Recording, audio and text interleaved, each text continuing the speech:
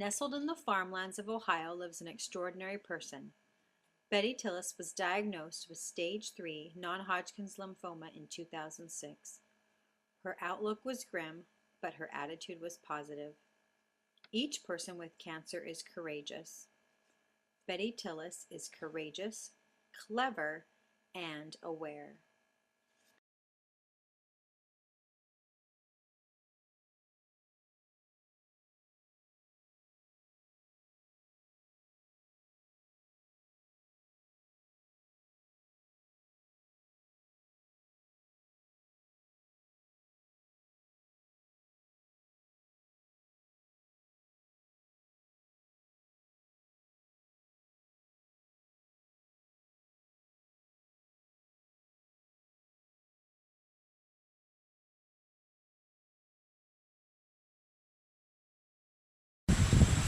My name is Betty Scott Schindel Tillis. I use all four names sometimes. And I was diagnosed with non-Hodgkin's lymphoma in August of 2006. I chose not to do chemotherapy or radiation. How I found out I had it was I had a node that grew to the size of a golf ball right here. Went to a regular doctor when it was very small. Oh, we'll give you some erythromycin and come back in 10 days. Well, God, it just grew. I think you better go see an ear, nose, and throat doctor. So, okay, I'll go to see an ear, nose, and throat doctor for the biopsy. He looks at me, good old Filipino guy, and he says, we're not going to take a biopsy. We're going to take the whole thing out, regardless. It could be just a salivary gland. Yeah, right, I said. You're taking the whole thing out. I don't think you're thinking that. And so they took it out and biopsied it, and it was stage 3, diffuse large B-cell lymphoma. And you could have heard me say a really neat 4-letter word that starts with S, probably from the doctor's office, clear out to the street. And that's oh, God. Anyway. He says, do you know an oncologist? And I said, yeah, I know an oncologist. It was my mother's oncologist, and my mother had just died the week before, and the week later I was diagnosed with this. What did your mother die of? A very rare kidney disease, primary amyloidosis, which they treat as a cancer. But she chose not to do chemo either, so let me put that there.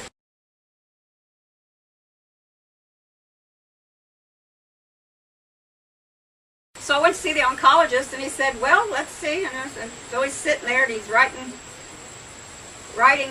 exactly what's happening, and the rituximab, R-I-T-A-X, I can't remember. Rituximab is what he suggested I take, and told me all about what it does or doesn't do, and here's what to expect. And I said, whoa! And my girlfriend was with me, so she can verify. I always take somebody with me. Said, whoa, let me tell you something. You're not going to put a port in me, and I'm not taking chemotherapy, and I'm not taking radiation.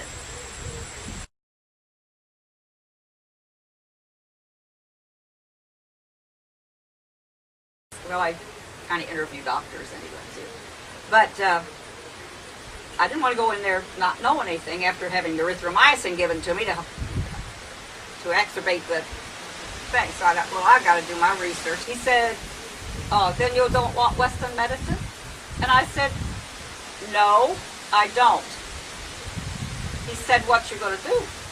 And I said, you see all of those supplements that I brought in with me to show you what I'm taking? I'm going to continue that. Now tell me how to continue it. He said, double up on it. Colloidal silver, vitamin A at 25,000, start out at 50,000, get rid of all the antioxidants you can eat or take, or supplements, and go get your Isiac tea or fluorescence over at the health food store down at Susan's over on 125. And I said, okay, I know about Isiac tea. I knew what he was talking about because I'd always thought, oh, I wonder if I ever got cancer, I'd have to start doing that. And I said, I'm going to Florida, going to be with my kids and grandkids. And he says, well, get down there to that cancer center down there in Tampa. And I said, Moffat. Yeah, you get down there and you find out what's wrong, blah, blah, blah. Okay, fine. Well, I said, I have one question though to ask you. My tongue is white. It looks like thrush, but I know it isn't thrush, and I can't figure it out what it is. I brush it and I scrape it, and it still comes back. It never is red. And I tuck my tongue out. And he said, "Oh, you've got digestion problem." I said, "Then why doesn't everybody, the ear, nose, and throat doctor didn't know it?" Because I said, "What's this caused by?" The clinical doctor that sent me initially and gave me erythromycin didn't tell me. He said, "Oh, don't worry about that." Both of them, they just poo-pooed it away. And I said, "Well, thank you.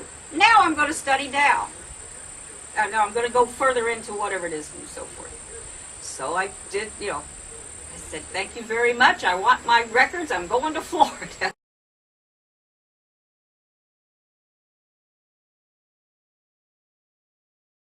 An aside with Dr. Shane.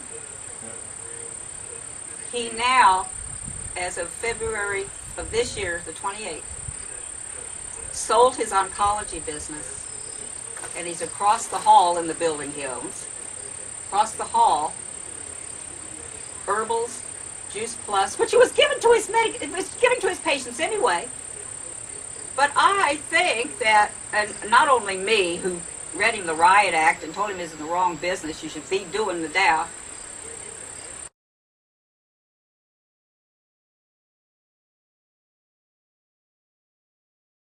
When I got to Florida, and God's impeccable timing led me to a Chinese doctor who, it was recommended to me, and I did my research. If I was going to take chemotherapy, I knew there was another way to do chemotherapy. Instinctively, I didn't know what, but I found it on the web. Insulin potentiality therapy, where they put insulin, their IVs are putting insulin in, which opens up the cell wall. The cell wall, because the cancer cells are 10 times more susceptible to glucose and sugars and all that, and they open up, and then that for a length of time, and then they push in the Rituxan only to 10% of it, not 100%, in order to break up that protein shell around the cell. And because it's already open, goody goody, I'm eating sugar. Oh my gosh, open, zap. But I did not have to do that. The Chinese doctor said, Dr. Lee, he said, "You know what? Let's take your blood and let's see where we're at and what we can do that way.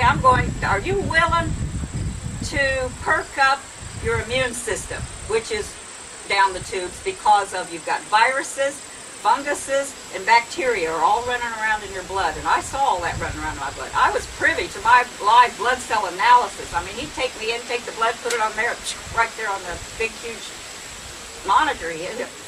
God's impeccable timing put me there. No, I never had the Rituxan at all. I didn't have any chemotherapy. I had vitamin C, glutathione, and a little bit of EDTA in there for the heavy metals that we found in the urinalysis with the Chinese doctor. I mean, he did a battery. I had an antimicrobial for all the microbes and everything in my blood. 2 weeks later, I took it. Well, nothing was in my plasma.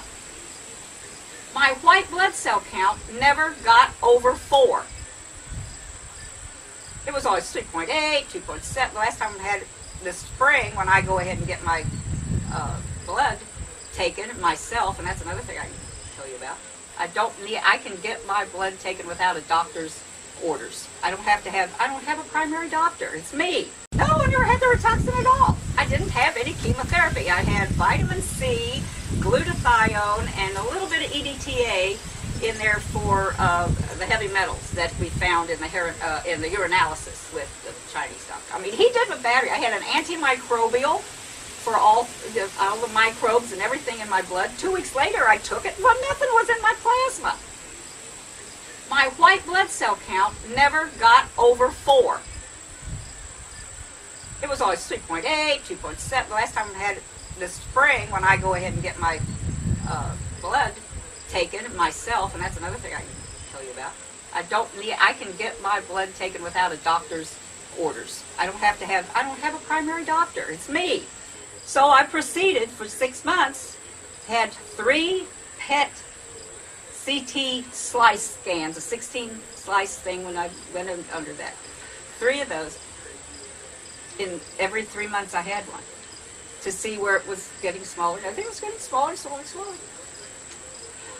Now I still have one in the left groin. That's where all the viruses that the Epstein-Barr virus, the major one, hides. The herpes hides there, which is a cousin to the Epstein-Barr. All of those hide in your groin lymph nodes, and I know that's why that's there still. I just can't get beyond it because sometimes I am not as vigilant as I am to juice every day in the morning, noon, and night. You know, here's something that happened. My youngest daughter, worked for Meals on Wheels in Florida, in one of the counties. And she was concerned about what to do. And she had talked with this 90-year-old lady that would come in every day, and so she was saying, what do you attribute your longevity to, and so forth and so on. And she says, well, yada, yada, yada. And she says, and I was diagnosed, just off the wall, she said to my daughter, I was diagnosed with non-Hodgkin's lymphoma 40 years ago, or not 40, maybe 20 years ago, and here she is 90. 20 years ago. And my daughter said, oh my goodness, what did you do? And she said, I never took chemotherapy or radiation, what those doctors, you know, little old 90, spry little lady. She said, Mom, you reminded me of you. I said, oh, well, what'd she say? She said she was told to go to the health food store and take IP6 inositol. And that is something that your cells lose as you get older, and it's put back in. Same as glutathione is an immune thing. And the inositol and the IP6 put together, and so I've been on that every day. So I went to the health food store. I says, you know what I need? I need a massage therapist. And they gave me the name of a holistic massage therapist that does a lot of hands-on healing, the therapeutically healing without touching, and can, you know, and very intuitive, and draws in all of the guardian angels around, and does some crystal work. And I thought, well, this is different. I hadn't really thought about all of this, you know. And okay, well, I'll learn all about that and see where that's coming from. Then I learned all about the vibration we have from the Tao and how the Tao works, and then I read about Ayurvedic and how that comes into the mix, and okay, let's go for it. God created it. By golly, I don't care. God's at the helm. If He created it, I'm using it. Well, a lot of my Orthodox Christian friends thought I was not doing what I should be doing, like praying just to God and asking Him once for the healing and just sit back and relax. And I said, I don't sit back and relax. God says, get up off your booty and do something. I'll help you. So therein lies my thought processes. I never owned what I was diagnosed. When I would say I was diagnosed with this, I never said I have it. There's a church over here in this big old house now that my mom and dad had rented to them and refurbished and everything, because that's the house I grew up in, built in 1840. So there's probably all kinds of strange little entities in there from a long time ago. But anyway, I would go over and I would think about it. My grandfather was a minister, so it's not I was not aware of the spiritual that you have, the spirit you have in you. I was taken for granted, but then I called on Him, and He just worked on me.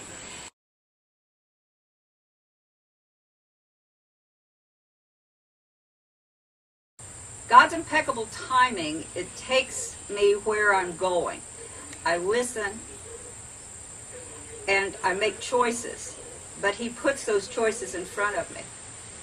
And so I've chosen to follow that lead. And it just so happens that whatever I think about and focus on will be. you feel it in your solar plexus, and I've always felt something in my solar plexus. That if it was something, it was okay, and okay, I'll do it later, whatever it is. And then I would feel that rubber band pull it, and I would say, well, get out to here. It's time to do it. It's time to do whatever it is that I was thinking about, and before it snaps. So I would let it go, and I would go do whatever it was. Whatever it was. I mean, I have an intuitive instinct that I always thought that I would never discuss things with people regarding what I was going to do.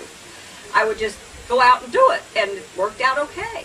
And everybody said I was flighty, flaky, you don't make plans, and I said, God's leading me.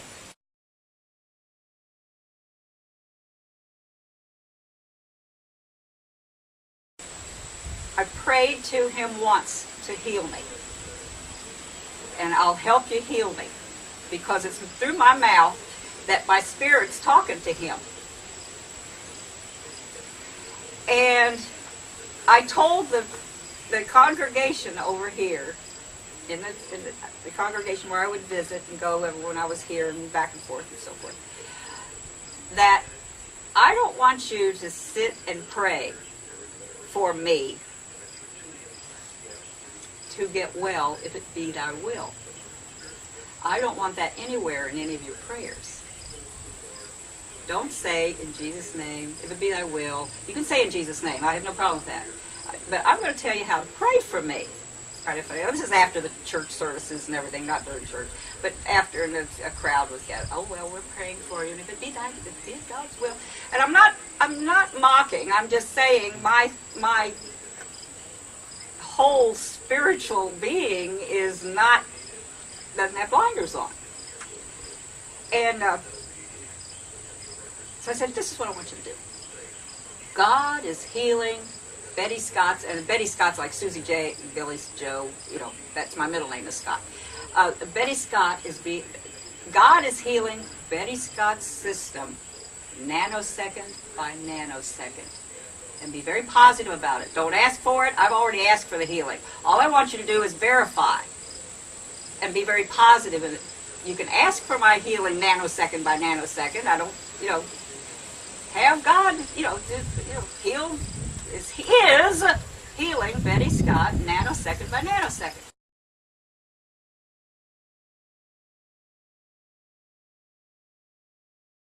I've always sort of left the tribe. That was always in me. So evidently, I was saying in my other life, I was probably some kind of Joan of Arc or somebody. When you're up against that brick wall, and you know in your heart that drugs being put into your system when you're not supposed to really have drugs, and it's a synthetic thing, and your system can't assimilate it anyway, and you get to that point and you're up against the brick wall, then you will do anything, I would do anything that is off the wall.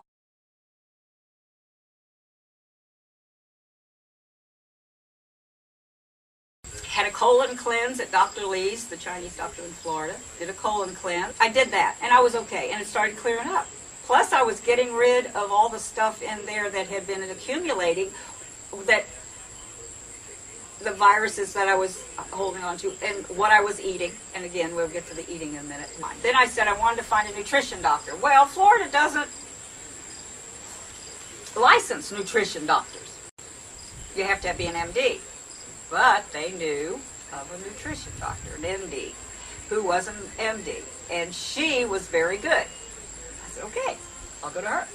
Told her what was going on and what I was eating, and I'd already talked, just a myriad of things are coming up here now. I had already talked to somebody in Florida in a metaphysical shop because I had I went online to find somebody who had worked with themselves with lymphoma or some kind of cancer and did it all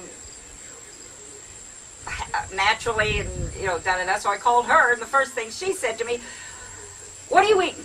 And I said, I'm eating fish and chicken and vegetables, and I know to go green. I didn't know that. I know to juice, so I'm juicing and all the green stuff, the carrot juice, the celery juice, you know, all those kinds of things together. And she said, "Are you eating fruit?"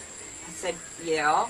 "Get off the fruit, that sugar, you're going to feed your cells. You're going to feed those, they eat off of glucose, and then they take the oxygen away from your red cells, and you've got to get your pH in balance." And so she's told me those three things, and then I started, again, doing that. So when I got to the nutrition doctor, I had gone off, I wasn't eating eggs at that point. I was eating a little bit of salmon once a week. And she said, "What I want you to do," and I told her what I was eating and vegetables and doing all this stuff. And she says, "I want you to go on a macrobiotic diet, but eliminate all animal fats. Meat and dairy." That meant eggs, everything, cheese. And here I've been on goat milk, because that's the pH. Goat's milk is not acid, but cow's milk is. Now, you thought I could talk all day on pH and what is and isn't. I was eating goat cheese, but I couldn't because there's animal fat in it. Okay, let's just, okay, here, give them all that stuff to my kids. Goat cheese, Mom? I don't think so. Anyway, so I said, okay, go off everything. I said, "What about the salmon?" "What did I tell you?" And I said, "You mean if it has eyes or a face, I'm not to eat or drink of it at all?" And she said, "For at least 4 months. It's okay. And she said, "You might want to go to Miko Kushi's place up in Boston and go there and learn how to cook it." I said, "I've got any money to go up there." I said, "I just, give me a book."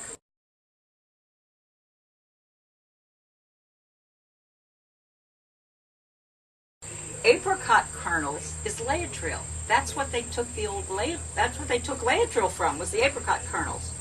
And then they outlawed Laetrile because it was working. And they all went to Mexico.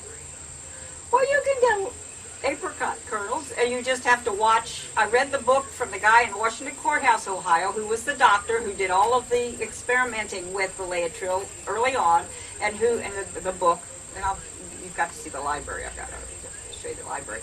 But anyway, I read his book, and I've got it as a reference. And he was one of the doctors that went before the Congress to yay the fact that Laetrile was working, and had people parade, and there's people living 18 years later who took Laetrile who had lymphoma or breast cancer or stuff.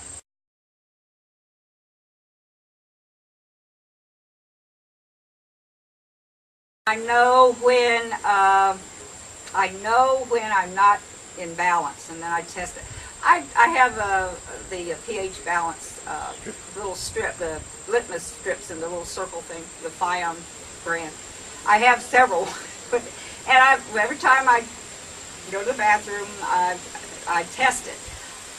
In the morning, sometimes I'm even at 8 in the morning, which is really strange because you're supposed not to have any. You're supposed to be more acid, which means either I'm really eating too late last night, taking that carrot juice or something. I want something to drink. Okay, get some juice.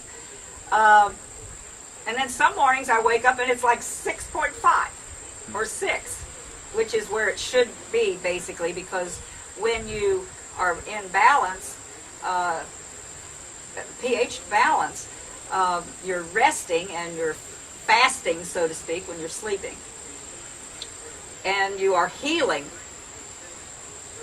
That when you're affected big C cells or any dead cells, and especially the acid cancer cells are being destroyed, they come through your urine in the morning, make it very, very acid.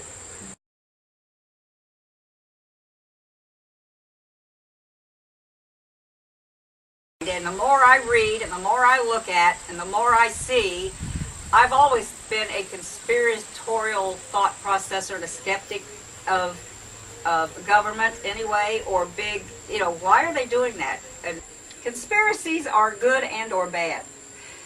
I'm on a festival committee for Mount Orb. The conspiracy there is to get together and have a festival. That's a good conspiracy. However, when it comes to my health, and all the doctors say the same thing, and all the doctors are giving samples of drugs that they don't even know any more about than the guy coming through the door from the pharmaceutical company saying, give this as a sample, and you get some kind of kickback, maybe, whatever. You just give it, and it does this, and they give them out. Somebody is the drug supplier, and somebody is the drug dealer. And they are all, and I look at them as legal drug dealers. They're legally doing drugs. The drugstores at Kroger's, they're legal drug dealers. Don't get me wrong, I'll take a Tylenol when I have to, if I can't find something with me while I'm out on the road and I've got an ache or pain, and okay, I think a Tylenol will kind of settle me down a little bit. But don't ever give me erythromycin again. Don't ever put anything or get anything in my mouth. However, the only other thing is you've got to read the labels. If you can't pronounce the labels on your food that's boxed, canned, or frozen, or something that's got additives to it, you shouldn't be putting it in your mouth. Why do they take out stuff in flour then enrich it with synthetics? How is that affecting your digestive system? Well, white tongue. Check your white tongue, people. There's another thing that might be of interest. I don't have any insurance. No insurance except on my car. I didn't then. I do now. I have an ER. I have what I call the emergency room in case I get a broken arm, and then I got a card I can give to the ER. And I only got that 2 months ago. So, so I said, okay, now I'm doing better. What happens? I don't want to. Because if I do have insurance, what's going to tell me what I have to do for this diagnosis? Why pay $340 or whatever it would be, even with AARP, with catastrophic? I can't get catastrophic now anyway because I've already been diagnosed with something that they're not going to, cover. So what the heck, I don't need it. So I've been doing this. Okay, God.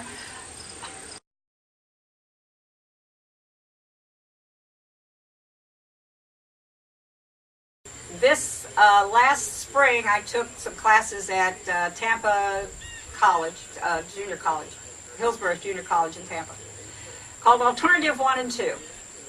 I went to the classes only to make sure, and it was all about alternative medicine. And I went to that class, just wanted to verify whether I knew where I was going or not, or was I, because I was always talking about what I was doing. People were asking me, how are you doing at this? Well, who are you? How do you know all this stuff? I do a lot of research. Well, you're just somebody out here. How do you know you're going to help somebody else with the same thing? I said, it works for me. I'm going to tell somebody if they ask me, it might work for you. Try it. You might like it. So I had those classes, and the first 4 classes, I didn't take notes. I knew everything they were telling me. And so the rest of them, there were 12 lessons and so forth, 12 classes, 12 weeks. So then I started taking notes because there was cell morphology and all of that kind of thing. There was a lot of good technical stuff I really kind of needed. So now I R1, a certified natural health professional. So I am now, starting September 30th, I will be holding classes, 5 classes, a series of 5 classes, one each week, at a little place in town that has yoga classes there, belly dancing. 2 massage therapists are in this building. And I said, oh my gosh, God's impeccable timing again.